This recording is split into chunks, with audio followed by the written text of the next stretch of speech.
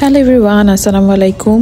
ওই দিন বলেছিলাম যে আমরা যে চাইনিজ রেস্টুরেন্টে গিয়েছিলাম ঈদের পরের দিন, ওইটার ব্যাপারে কিছু শেয়ার করব। তার আগে চলেন মজার একটা জিনিস দেখাই। আমরা সকালবেলা যে রেস্টুরেন্টে গিয়েছিলাম ঠিক তার পাশেই আমরা এখন যেখানে যাচ্ছি ওইটা, কিন্তু আমরা এটা জানতাম না। আসার পরে আমরা জানলাম যে এটা একদম পাশাপাশি। এটার কারণ হচ্ছে আমরা তো আর আরবাইনে থাকি না, আমরা এলেতে থাকি, যার কারণে হচ্ছে আরবাইনে এত বেশি আসা হয় না উইদাউট ইউনিভার্সিটি ওয়ার্ক।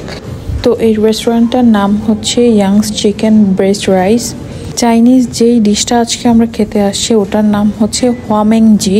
ইংরেজিতে একে বলা হয় চিকেন ব্রেস্ট রাইস। এক্সপেরিয়েন্সটা হচ্ছে প্রথম কথা, ঠিক এর 2-3 দোকান পরে আমরা একটু আগে পার্টি করে গেছি।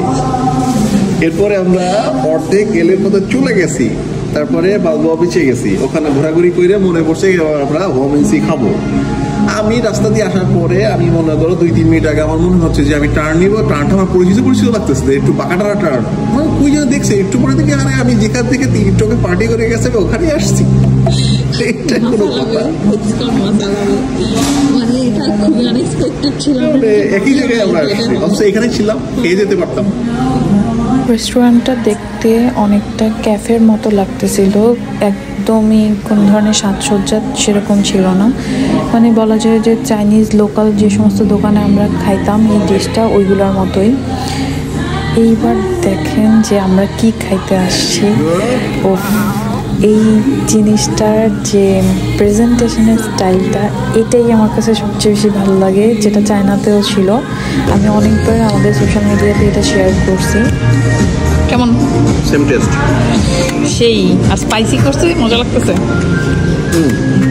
এই যে ধোঁয়াটা যে উঠে, ধোঁয়া উঠা অবস্থায় খাওয়াটা আর মজা বেশি। চায়নাতে স্পাইসি করতো না, স্পাইসি দিয়ে নিতে হইতো, ওই যে আলাদাভাবে নিয়ে নিতে হতো।